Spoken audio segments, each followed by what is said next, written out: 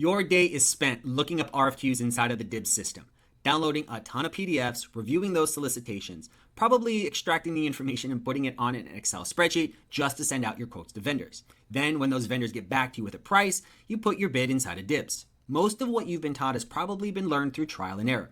I know that's exactly how it was when we first started out in 2021.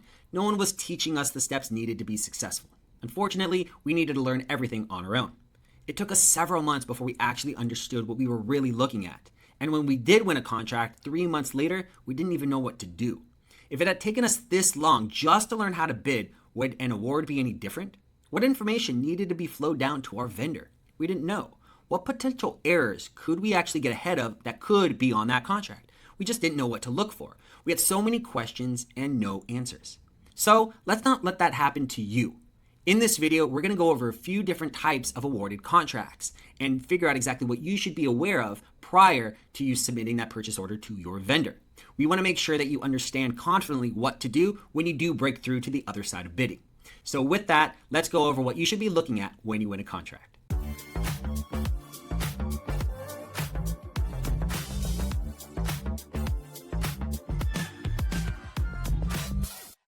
Hello everyone, my name is Tristan Thomas with Mend Sourcing, and in today's video, we're going to go over the awarded contract and what you should be looking for anytime you win an award. Like I mentioned previously, it took us quite some time to really understand what we were doing when we did our review of that award. No one was teaching this, we really had to learn it on our own. And any question we had that we brought to the DLA, we got back with an answer that we needed to put in a mod or reach out to the contracting officer. No one ever took any ownership of what we need to be looking for to ensure that we deliver the contract correct. So we want to help assist the next time you win an award, what you should be looking for, any potential pitfalls that you should be aware of prior to your submission of those items. But before we dive into the contracts that we're going to go over today, please do remember to hit that subscribe button below, as we do try to put out these videos about once a month to help you be more confident in your bidding and fulfilling these awards, but also if you're brand new, how to go about the government contracting business. So again, do hit that subscribe button below. So with that, let's dive into the contracts that we're going to go over. The first one that we're going to go over, as you can see right here, is the typical standard contract that you'll get. You'll win an award, and then you need to fulfill X amount of pieces and deliver them to one specific place. So certain things that I want you to be aware of, you'll see that there's a lot of commonalities between the different contracts. And while the ones we go over will be different and they will vary, there is this consistent theme of what you should be looking for in any government contract that you are awarded. Right? Now, with the first contract, what we're going to do, and this is the simple cut and dry one, the things that we typically look at anytime that we pull up an awarded contract is first we want to notate what the contract number is. So the contract number is going to start with an SPE4A, as you see right here. It could be different, but this is the contract number in box 1. So we make sure that we highlight that. So I'm actually going to highlight these areas. So let's do some highlighting here. So we have the contract number right there. Also, I want to know exactly what the award date is and what my PR number is, or purchase request number. The purchase request number is important and something that you should notate because that purchase order, if it's on the contract, is the exact purchase order that you had from the RFQ. So PR number is going to tie your bid to the awarded contract. Also, what I want to be aware of is box number 7. It's who is this contract administered by. This one showing it's the DLA Aviation, and that's going to come into play as we go through these contracts. But we have the DLA as the admin. We have the contractor, which is us, which is right here, with our cage code. What I do notice here too is in the facility box, it's blank. There's nothing that's there. Because this box is blank, this means that this is inspection at destination, meaning that since the admin is the DLA is going to be doing the inspection. If there was a cage code in this box like we have here, that means the inspection would be done at origin, meaning I need to get it inspected prior to shipping out the parts. So be aware of that. Also, what I should be aware of as I continue to scroll down is the quantity that they're wanting and the total amount, completely breaking the bank, as you see there, close to $3,000 for this contract. And in box number 24, we have our contracting officer. This contracting officer that we have here is the contracting officer when the contract was awarded, but it doesn't necessarily mean that this is going to be the contracting officer as we fulfill the contract. If your contract is a year down the road or whatever that you're going to fulfill it, potentially it could change. So my advice here is if you do have a contracting officer on that award, reach out to them if you have any questions. But if you don't get an answer, always put a modification into the system. And if you haven't seen the video on PARs, check that out on the YouTube channel. Now I'm going to continue to scroll down and we get to the next page. Anytime that we get to the second page all the way up to the CLIN, that's the important information that I want to be aware of. It's going to give me pertinent information that I should read. A lot of the stuff is boilerplate information, but I need to read every contract to ensure that I adhere to all the requirements that the contract stipulates. So going through here, this is just all boilerplate stuff. It says that the awardee is on the enhanced JCP list, which means I have my JCP certification, which is great, meaning that this was a requirement for the contract. And I continue to scroll down, and it's going to tell me what supply I need to disapply. It shows the description of the item. Keep scrolling down, talks about tech docs.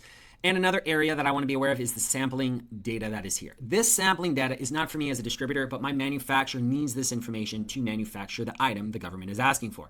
So while I don't actually understand all this information, I know that my manufacturer will. So I highlight all this information and pass it down on my purchase order with any information in the sampling. Continue to scroll down, and then we'll get to these areas that will show the drawing information. So you see the drawing information right here. Now, one thing that we should be aware of here is anytime that you see a part piece number and then you actually see the part number there, that gives you the information about what revision that part needs to be completed. So this area is blank, as you see, but this one has the part number, meaning that my revision is right here. So this is my revision number B. Right. Keep scrolling down. We have contract line item number 1. Again, there's the NSN number. The quantity is right there. Each for $9.74. Total amount of around $2,700. I want to look at the inspection and acceptance point. So it's saying it's at destination, as I mentioned before. If I scroll up to page 1 again, remember, facility box is blank, meaning that the inspection will happen at destination. It shows me who's paying for the shipment. So this is FOB origin, and we have the delivery date of the 17th of August. And we have the packaging details right here. Okay, continue to scroll down. We have where we're shipping the item to. So this is the DODAC, so SW3211, and this is the actual address. But because it's FOB origin, the government is going to supply the shipment labels to this address. Continue to scroll down, and then I look for all of these asterisks. When I see these asterisks, I go further down, and if it's all blank, that means that's really the end of the contract. Yes, there's a ton of information further down, and highly advised that you read all of this, but in this video, we just want to make sure that we're highlighting the things that you need to be aware of so you can confidently supply the items to the government. So that's contract number 1, pretty cut and dry. They ask for X amount, you supply that amount, and you move on. Going to the next level, this is a more nuanced contract, and I want you again to remember the similarities between them, but know that this one has a degree higher level of expertise that is needed to fulfill the entire contract. Right, so going into contract number 2, as you can see here, we're going to highlight everything again. So let's highlight it. Got that done. And we have the contract, right? So there's the contract number. We have our data was issued right here. That's great. Now, right here where it has the PR number, it's blank. So typically that PR number should be here, but it's not here, right? So it's going to be a little bit more challenging to actually tie in with the RFQ that we had sent out.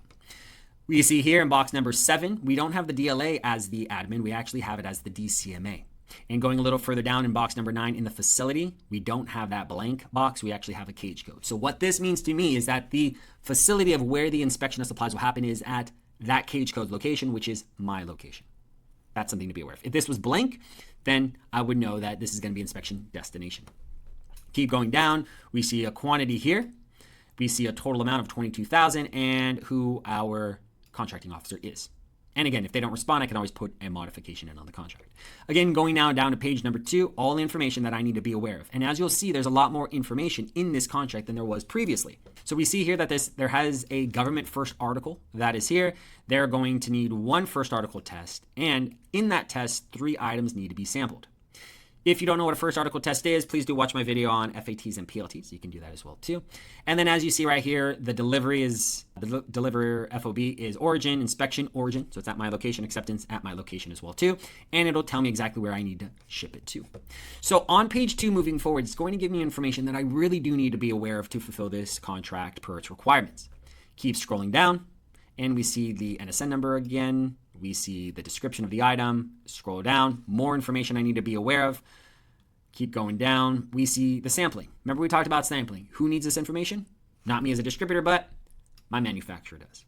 Keep scrolling down, more information. As I mentioned earlier, there is a first article test as we noticed on here, and it tells me all the stipulations of what I need to address when I'm fulfilling that first article test. So it says FAT samples, packaged shall be clearly marked. First article test exhibit, do not post to stock, and it must be done in the largest font possible with contrasting colors to the packaging.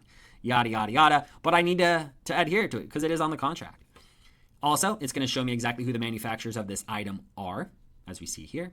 And now we go down to the drawing information. Now, remember what I mentioned before. I'm looking for a part piece number and having an actual part number there, not a blank area. That's going to give me what the revision number is of that part. So in this case, the only one that's there is right here. We have the part number. And because that's the only one, we see that it's revision number D. Great. That's information I flow down to my vendor. Going to contract line item number 1, we have right here, the government is wanting 3,414 pieces, giving it at $6.17 for a total amount of $21,000. Inspection and acceptance point, again, origin. FOB point is origin, and here's the date of delivery.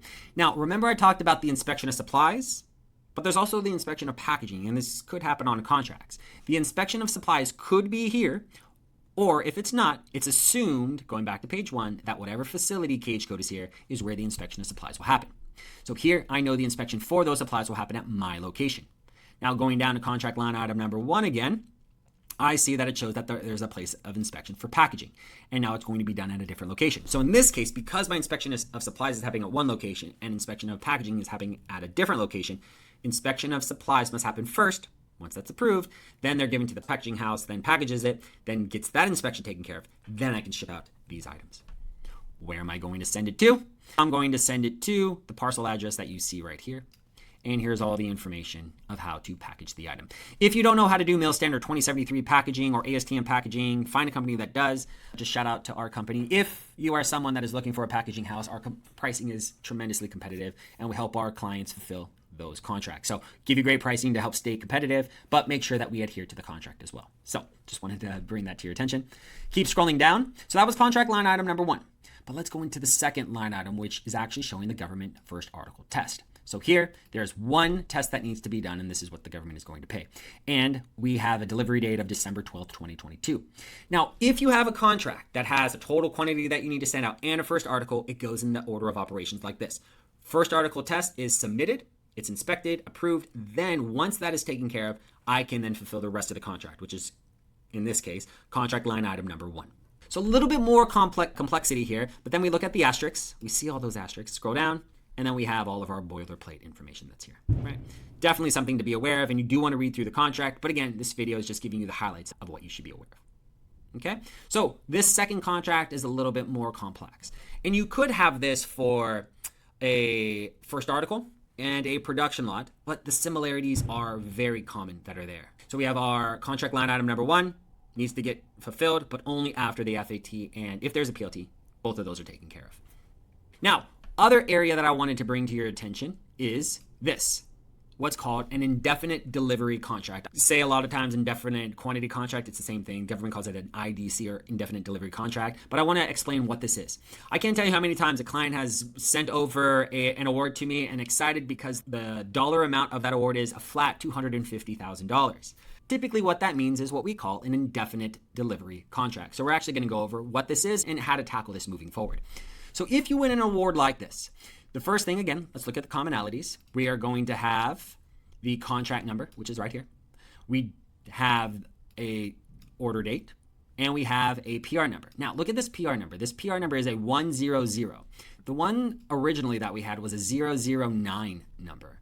Anytime that you have a 1000, this means that it's an indefinite delivery contract, and we're going to talk a little bit about that in just a few seconds. I also want to look in box number 7, and I see that this is the DLA. As the admin, my facility box is blank. What does that mean? Inspection is happening where? At the destination. Keep scrolling down. We see the award amount is for a whopping $250,000. We must be excited. We have the contracting officer here that we can reach out to, and we get to page 2, which is now the information that we really need to focus on. So with this, it's so important that we read throughout the entire contract because it's going to tell us exactly what this contract is. Because that PR number was a 100, that automatically means that it is called an indefinite delivery contract. So an indefinite delivery contract means that the government is going to guarantee a minimum quantity that they're going to request. So in this case, 2,712 pieces. The maximum value of the contract, and why it's showing 250 on the first page, is because that's the max value of the contract. Now, because they have a guaranteed minimum quantity, they also have an estimated annual quantity. So while they guarantee that they'll pay out for 2,712 pieces, they assume or estimate that they're going to actually have a need for 18,086. And they estimate that they're going to have 4 awards that they're going to send per this contract. Also, too, what we need to be aware of is this minimum delivery or order quantity. So because they're assuming they're going to have 4 orders in total, every one of those orders will have at least 2,260 pieces. And it tells you exactly that the ship to address will be identified on each individual delivery order. So that's important. So when I am going to bid on this, if I going to bid on this, one thing that I should be aware of, anytime I'm putting in a bid, I want to look at that PR number. If that PR number on that bid is a 100, do know that they're giving you an estimate quantity of what they're needing, not an actual quantity. If it starts with a 700 or 090, that means then it's an actual, we need X amount and we need you to supply that exact amount. So be aware of indefinite delivery contracts. That's very important. Keep scrolling down, and it's going to give more information about the contract. It's going to give me the NSN number. It's going to give me the description of the item. It's going to give me the sampling information that I passed down to who? The manufacturer. It's going to tell me exactly who my manufacturers can be. And it tells me the contract line item number. See how the quantity is actually 0? But it's telling me what the price that we are agreeing to. So for every order that they send out, it'll be a unit price of $3.01.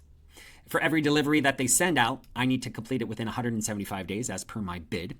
The inspection will happen at the destination, and so will the acceptance. I need to package this in groups of 25, and it's ASTM packaging. So any delivery order moving forward will be packaged this way. And then again, we have the asterisks, and then a bunch of blank. Again, read the whole contract, but that's the information that we need to know. Now, if you do get this, like this one was given to us on the 5th of October, 2023, and there's actually no quantity that they've asked for. This is just setting up the parameters of what this 1-year contract will be good for. So now I just got to sit on my hands and wait until they give me what's called a delivery order. So let's dive into that. So eventually what I'm going to get is this, what they call a delivery order. Now, with a delivery order, why this is important is because the delivery order will be right here, and that is the order number from the government's perspective. But this contract number will be exactly the same as that IDC. So the IDC, as you see here, is 60 Alpha Mary, and the delivery order is 60 Alpha Mary. This one has a delivery order, this one does not. Meaning that every subsequent delivery order will have the same contract number, but the delivery order will be different. And then the date of the order will be shown here. So as we look back on the original IDC, they issued it on the 5th of October, and then 2 weeks later, they issued their first delivery request. The PR number, again, is going to start with a 700, as you see right here. So that's important. Remember, not a 100, it's a 700 because it's a standalone request. The DLA is the admin. There is no cage code in this box.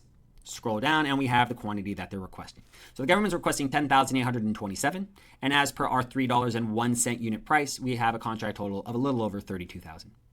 Keep scrolling down, and this is the information on the contract. The delivery order is going to be a lot smaller in size than the actual contract because all the contract information is going to attach to this delivery order, and it's assumed that you know that those two are linked together. So I can get it from any of these manufacturers with these part numbers, but the government is wanting 10,827 pieces at that contracted price, and I need to deliver it by the 11th of April. Inspection, again, is destination. Government is paying for the shipment, and this is where I'm going to ship. So you might actually get 2 delivery orders with the same quantity in both, but the shipment locations could potentially be different. So we really do need to itemize the 2 and look at them individually, not as one shipment. Make sure that you're doing each delivery order individually. Keep scrolling down, and we get the asterisks, and then that is it. So looking at this as an indefinite delivery contract, and I really wanted you to be aware of what the difference is between a standalone and an IDC. Again, a IDC is going to have a PR number that starts with a 100. That's a way to know. But when you get an IDC, it will not be for an actual quantity until you get a delivery order. So in today's video, what we've done is try to be quick about it, showing you the difference between the variations of contracts that you could potentially be awarded. Majority of the ones that you're going to be awarded are those ones that are, the government is asking for 10,000 pieces and you supply them 10,000 pieces, cut and dry, destination inspection, and then that is it. But then there are some other nuances that you need to be aware of, such as the origin inspection and the DCMA taking care of it. If there's origin inspection, remember the DCMA should be the admin that's there. In the facility box should have your cage code or wherever that inspection is going to take place. Right? If there's a government first article or a production lot test or other nuances that have an inspection prior to shipment, remember, you have to take care of those first.